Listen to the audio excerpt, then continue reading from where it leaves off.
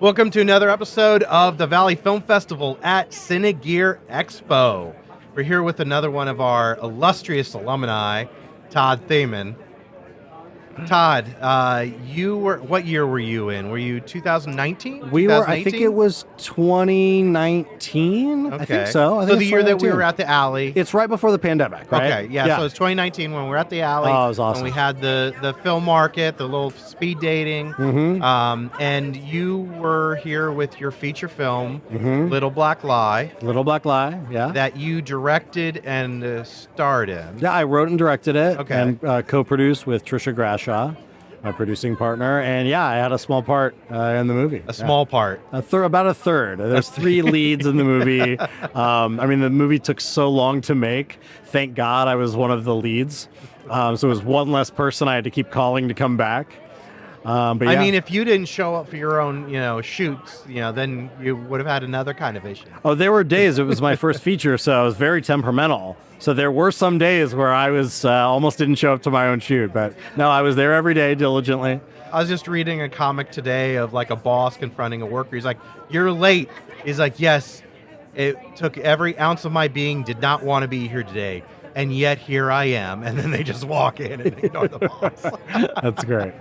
Sometimes. Well, there were much of issues because it was our first feature and we didn't have any money and we made it.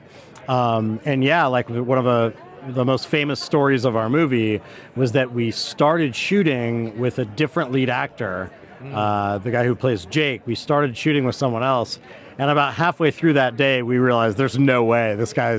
He was good at playing one thing and he was terrible at everything else. Wow. So in the middle of that scene, I remember turning to a friend that was working on the movie and saying, this was my idea. I can just stop right now. I can send everyone home, but we'll finish this scene and then we'll get as much as we can with the next actor.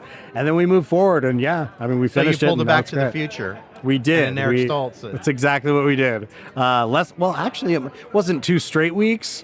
But we had shot a few scenes with him. Yeah, so it was back to the drawing board. Oh, it was tough. But we're very proud of how was it it ended like, up. because I know in Back to the Future, there are a couple of shots where technically Eric Stoltz is still in the film, because it's like his hand or something like that. I don't know if I can legally answer that.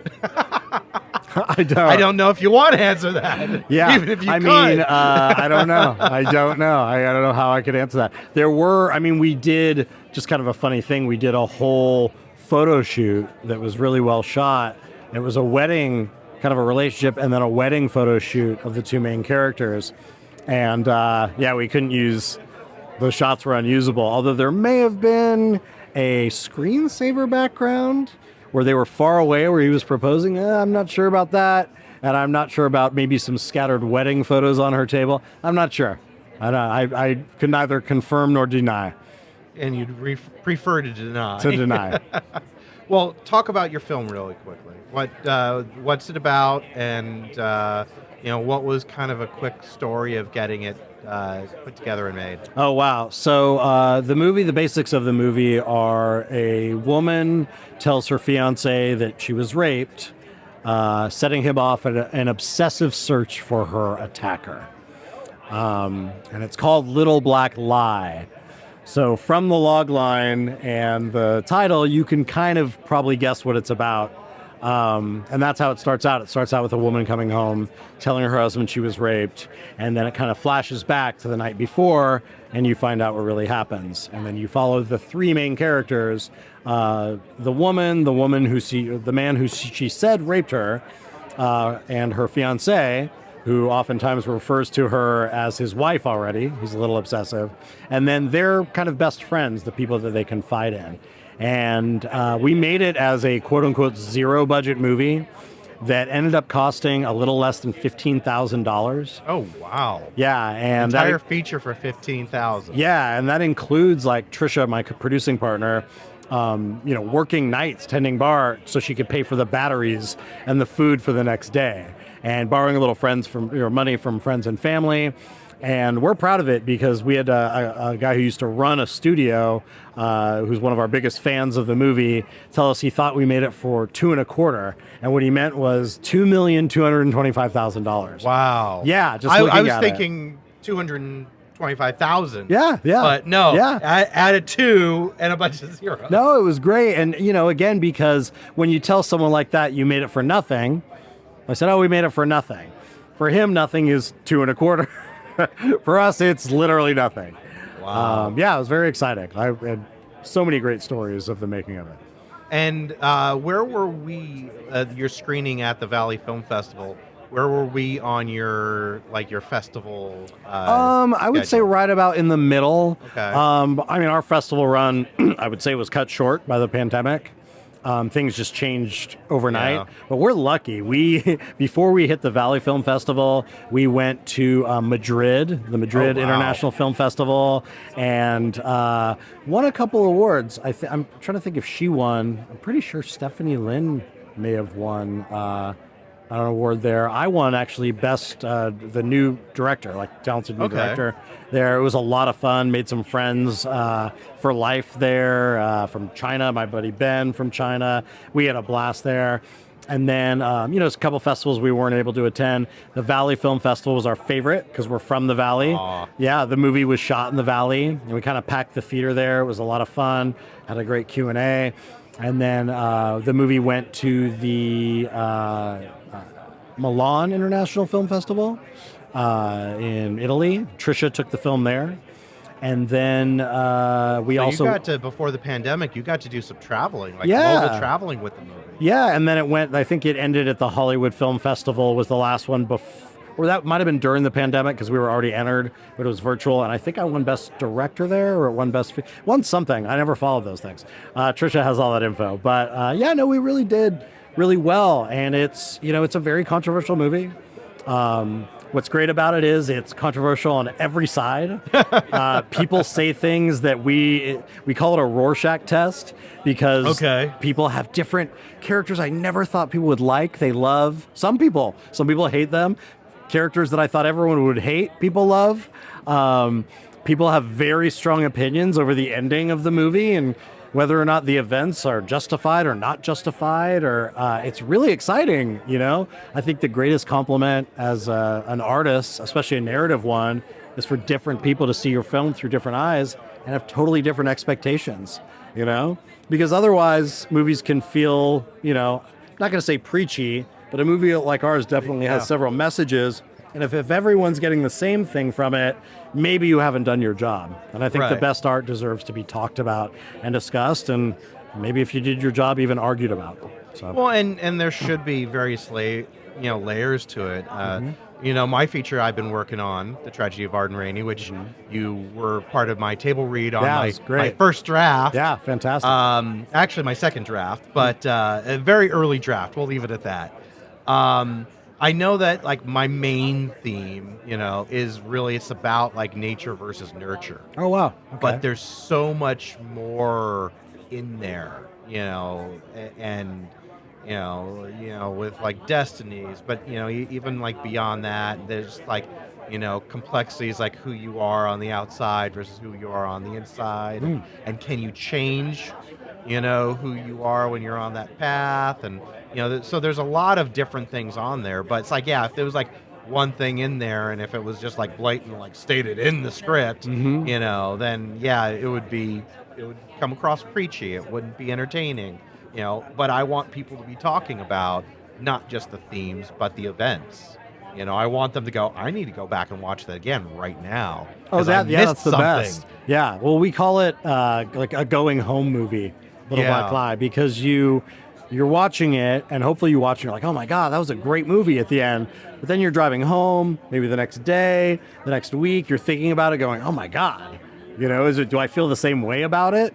Because it's about, now they talk about toxic masculinity, those term wasn't used a lot when I was writing this. Yeah. So it's interesting when you start out with characters that maybe you think, oh, this character's this type of person. Oh, and this character is actually a good guy. And at the end, they've kind of, I don't know if they've swapped places, but they definitely have more depth to them, So yeah, that's another layer. And that actually is what happens in mine. Mm-hmm. In fact, I had gotten a script note on it that the character that you read for, the banker, oh yeah, in the end, in the second half of the film, he's still got similar personality and whatnot. He's still got kind of a very sinister streak, but he's neutered. Oh yeah. And someone said, "Oh, he's not being very villainous here. Remind us why he's such a great villain." I'm like, "Well, he's not the villain anymore. He was in the first half of the script. He's not in the second. It's like real life. Because he Yeah. created the real villain through his villainy, and that villain has taken him down. Oh, that's great. Yeah. So it's being able to play with that is. So what do you have going on next? Oh, so our next feature, it's called Cara Vista. It's about a woman, her name's Kendall Blackmore. She is attacked in her home, and as she recovers, she moves her family into a gated community called Cara Vista for a sense of security, and instead of that, she becomes haunted by demons, both real and imagined.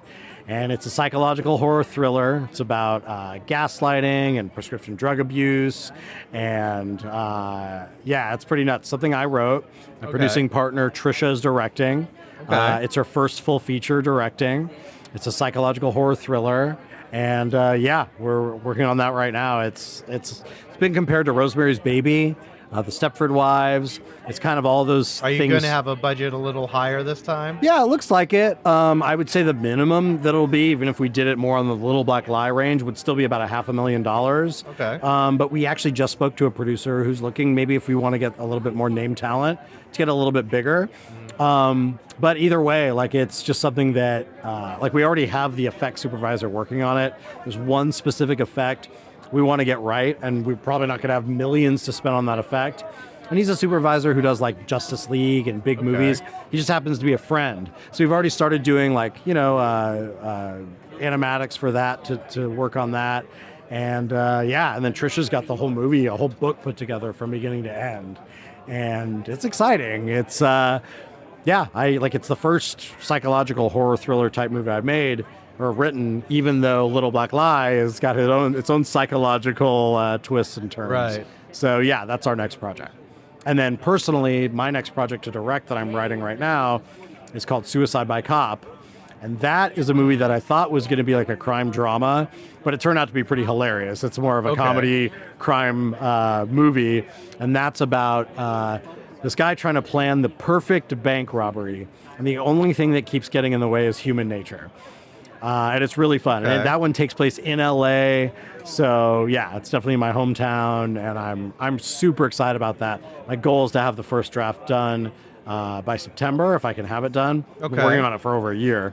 And then I would love to shoot that next year. So Little Black Lie would be my first. This would be my second. Why did you get into entertainment in the first place, in filmmaking? Oh God, I love telling stories. I really do. I love being a part of it. I started out, I was more of an actor and had all these storytelling ideas. And I mean, at that time when I was a kid, there were no video cameras that you could really make a movie Right. with. It just wasn't that way. Yeah, the accessibility is a lot easier now, but absolutely. which means that you have to now rely on talent. Yeah, absolutely. And I was a poker player for a living. I've had every job you can have in the entertainment industry, from actor to studio messenger to apprentice sound editor, and now all the way up to writing and directing. And it's fun. I mean, it's a lot of work. You realize that it doesn't feel like work, no matter how many hours you work, when you love what you're doing. And I grew up in this whole thing, and it's just exciting. And when you nail it, when you're onto an idea, it doesn't matter if it takes you. I mean, Little Black Lie took us like 8 years to make from That's right. I from forgot script to about screen. that. So as long as you know that, God, we're really making something important, it just keeps you going. And then you end up meeting amazing people and working with talented people. And what other way are you gonna spend this life? Well, hopefully around people that you enjoy spending time with. Yeah, exactly. Right? Exactly. I was, what was it? I was at a panel here at Cine 2 days ago, and it was about getting an agent as a, like a director or a DP. And which every time I've seen at any type of expo, anything about agents is usually either writing or acting. It's never specifically director. So I'm like, okay, Interesting. I need to look into this. And they had made a comment about one of the guys on the panel that because a lot of it's like going out and networking. Yeah. And yeah. and he said, like, when he first came to town, he viewed networking as in, like, oh, are you going to get me? Are you going to hire me? No. Okay, well, you move on to the next person. And he was very utilitarian, I guess you could say. Transactional. Transactional. Yes, Yeah. that's the right Yeah. word. He was very I think that was the word he used too. He was very transactional. And then he realized that it's not about that and meeting the person that's going to hire him. It's about developing relationships Absolutely. with people that you want to be friends with, Mhm. because those are the ones that you end up wanting to work with. Yeah, you want to absolutely. work with people you enjoy, because when you're on a film, it's like going to summer camp. Yeah, you're stuck with these spe- people. Especially if it's a good, your production schedule is all in one time, and not spread out. True. Then yeah, you got the same everyone throughout the weeks, and if someone's not working right, It's a mini family, man. You Yeah. know, like you'll have to put up with personalities that you in real life would maybe not want to spend the time with. Yeah. But for the most part, you want 90% of the people you're working with to be the Right. get along gang, because it's a tough, and the tougher the roles on an actor, there's some actors, they can be professional, but they're still in that tough role. You know what I mean? Yeah. So it's tough. So you're right. I was Relationships helping are really my about old that. roommate with a shoot a couple days, and I remember there was one guy that I don't think he was the AC. I think he was like the PA or something. Okay. No, I think he was the AC actually. Okay.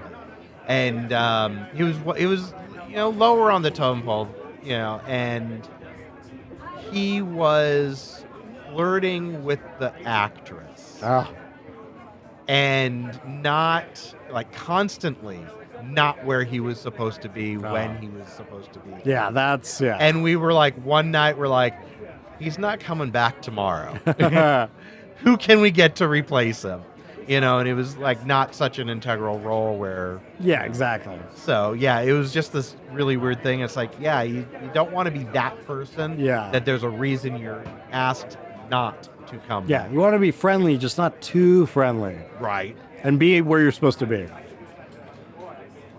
Yeah, always, kind of like respect, the job everyone's doing. Yeah, So it's a little different if you strike up a conversation during lunch, but when you're constantly doing it, yeah. Anyway, okay, filmmakers that are just kind of coming up and that are, maybe, going after their first projects, what kind of advice would you give to your fellow filmmakers? well, they're lucky. When I wrote Little Black Lie, there was no video on an iPhone. You Right. could not shoot video on an iPhone. It did not exist.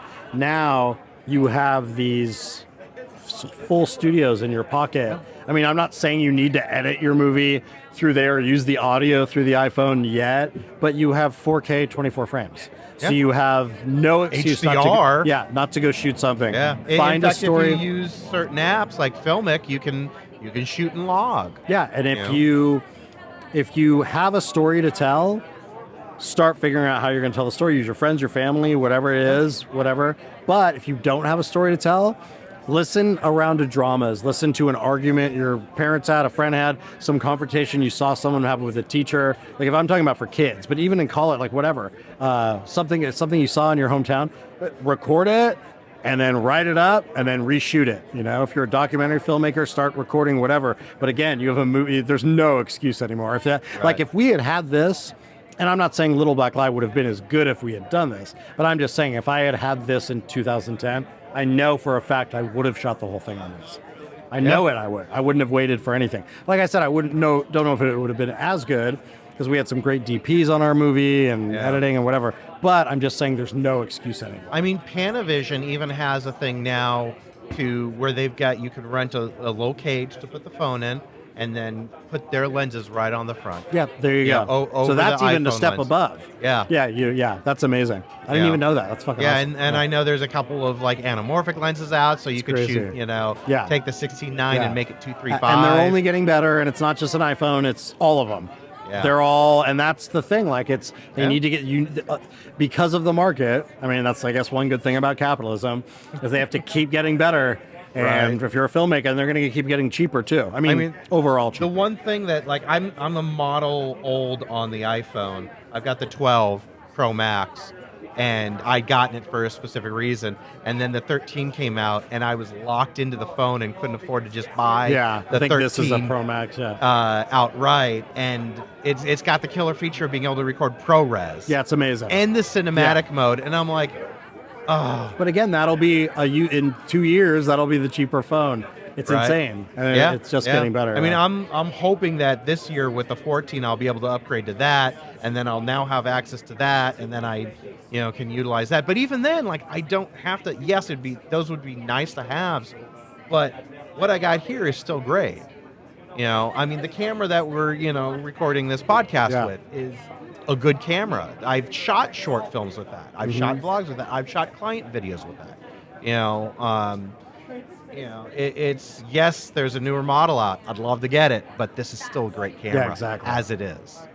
And then again, when you go upgrade, once you have an actual budget, I mean, God, that Alexa in there, the Alexa 35. When you're renting cameras and stuff, right? It's so much cheaper than it used to be, and you don't have the film developing. I worked in the film house. I worked in Deluxe and Technicolor, actually developing feature films for years, and the quality control. It's just, you're so much luckier that you have all the quality control, 100% your control when you shoot digital. It's really, really amazing. And the cameras, the way they look now, they're better than film. There's an incident that I look back on my life and actually kind of cringe because I'm like, I can't believe I was that stupid to say this. But back in 2009, I was a finalist in the Doritos Crash the Super Bowl competition. Oh yeah, that way, yeah. And we had, because it was all shot and everything up here in Los Angeles, but 3 of us were from San Diego. We had San Diego ties. So we utilized that to our advantage, got press releases out. We got interviews we took a trip down to San Diego and had interviews and really, worked that local hometown angle to get some press coverage. And we're in this one interview, and we had shot on the Red One camera. Oh yeah.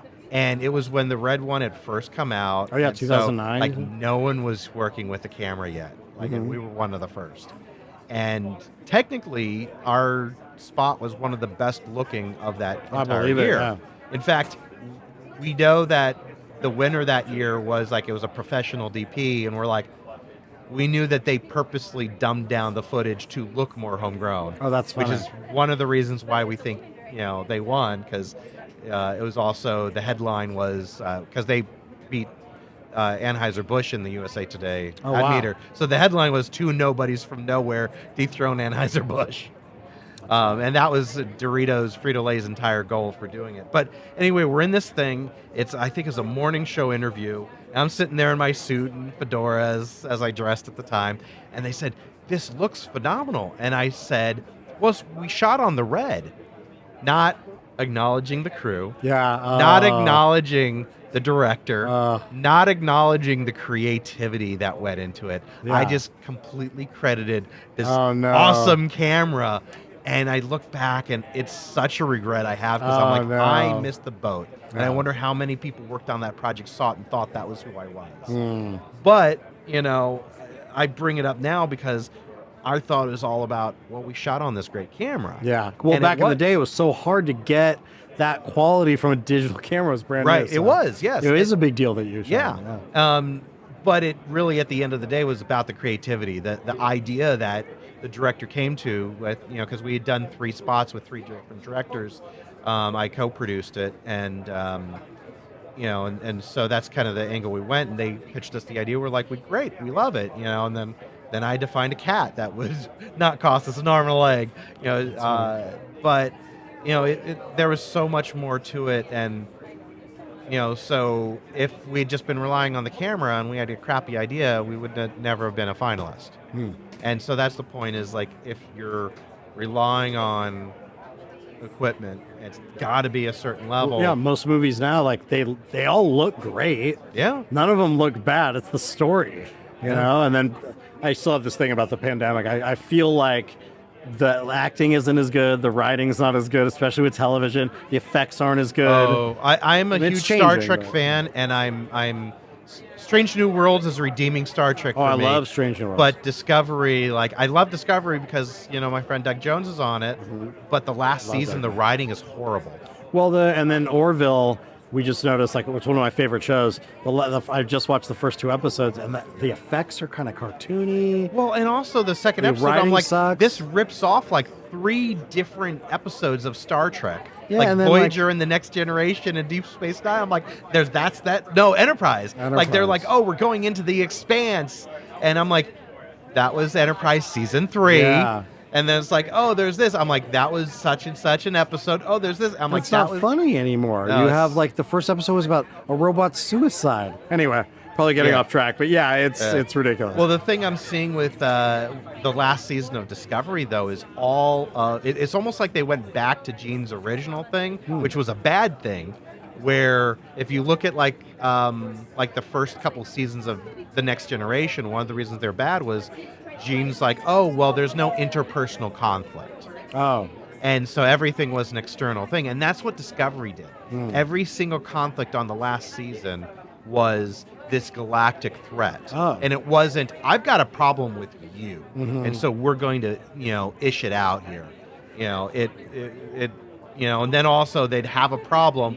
They'd call 3 people to the, shuttle bay, go, this is a problem. They go, oh, well, have you thought about this? Oh, yeah, that leads to this idea. And they go, let's try it. Oh, my gosh, you're right. And then the day is solved. the same thing over and over and over. And they just kept doing that again and again. I'm like, gosh, I want to see them fail.